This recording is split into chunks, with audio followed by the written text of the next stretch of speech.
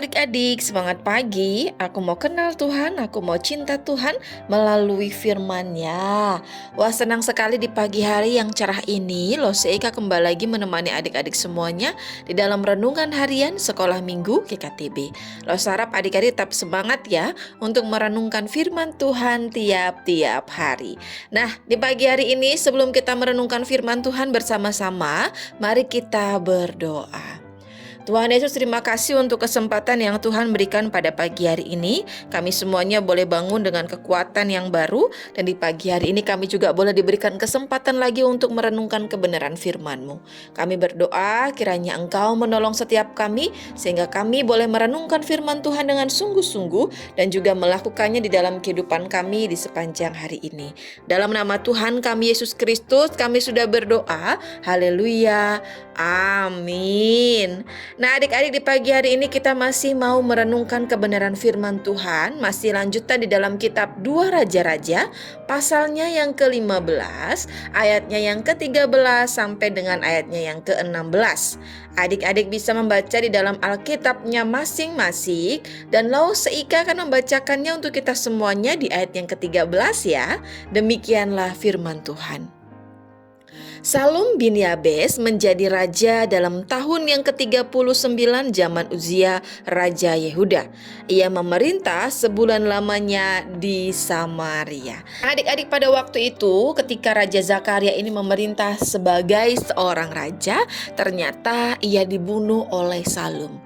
Oleh karena itu Raja Salum menggantikan Raja Zakaria menjadi seorang raja, dan seperti yang kita baca tadi ya, dalam masa pemerintahan Raja Salum ini ia memerintah selama sebulan lamanya. Dan kalau kita belajar bersama-sama bahwa di dalam masa pemerintahan Raja Salum ini ternyata ia juga melakukan apa yang tidak berkenan di hadapan Tuhan.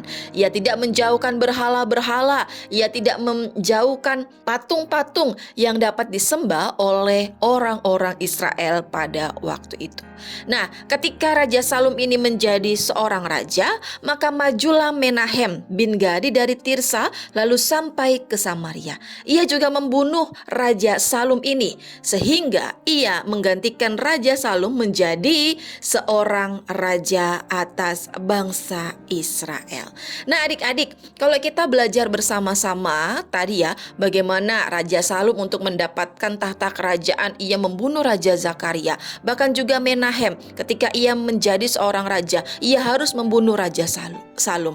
Maka hal ini kita dapat belajar bersama-sama bahwa mereka pada waktu itu ketika menginginkan sesuatu, menginginkan tahta kerajaan itu, mereka melakukannya dengan cara yang tidak benar. Mereka membunuh raja-raja sebelumnya supaya mereka menduduki tahta kerajaan.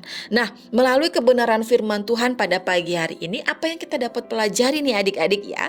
Kita dapat belajar bersama-sama bahwa ketika kita menginginkan sesuatu, maka kita juga harus melakukannya dengan cara yang benar. Jangan sampai seperti raja-raja yang tadi melakukan dengan cara yang tidak benar. Contohnya saja ya adik-adik ya, ketika adik-adik menginginkan sesuatu, mungkin buku yang baru, tas yang baru, baju baru, handphone baru dan sebagainya, maka lakukanlah dengan cara yang benar.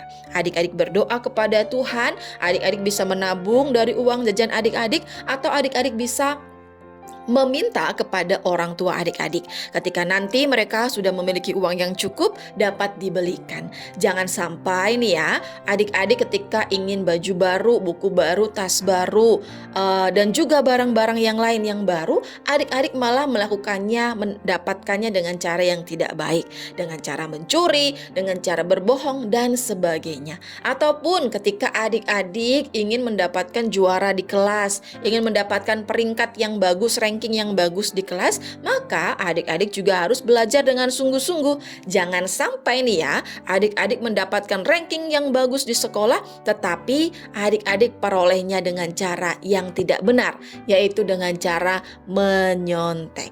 Nah, adik-adik, yuk sebagai anak-anak sekolah minggu GKTB yang menjadi anak-anak mengasihi Tuhan, yuk kita mau lakukan kebenaran firman Tuhan bersama-sama. Ketika adik-adik menginginkan sesuatu, maka lakukanlah itu, dapatkanlah itu dengan cara yang benar. Jangan melakukannya atau mendapatkannya dengan cara yang tidak benar, karena itu sudah pasti tidak berkenan di hadapan Tuhan. Kiranya adik-adik semuanya dapat melakukan kebenaran firman Tuhan di sepanjang hari ini ya. Dan doa Lose, kiranya Roh Kudus memampukan adik-adik semuanya untuk melakukan dan menjalani aktivitas di sepanjang hari ini. Amin, mari kita berdoa. Tuhan Yesus, terima kasih untuk kebenaran firman-Mu di pagi hari ini yang mengingatkan kami bahwa ketika kami ingin mendapatkan sesuatu, maka kami mendapatkannya dengan cara yang benar juga. Kiranya Tuhan menolong setiap kami supaya kami boleh melakukan dengan cara-cara yang benar, cara-cara yang baik yang sesuai dengan apa yang Tuhan kehendaki di dalam kehidupan kami. Kami juga berdoa menyerahkan untuk semua aktivitas kami di sepanjang hari ini, sekolah kami, kegiatan-kegiatan kami di sepanjang hari ini. Kami berdoa kiranya Tuhan menolong setiap kami dan memampukan setiap kami sehingga kami boleh memuliakan nama Tuhan dan kami juga boleh menjadi berkat bagi banyak orang.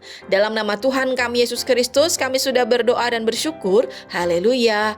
Amin. Nah, adik-adik, sekian dulu renungan firman Tuhan pada pagi hari ini ya. Sampai ketemu di dalam renungan-renungan harian selanjutnya dan selamat beraktivitas untuk kita semuanya. Bye-bye adik-adik.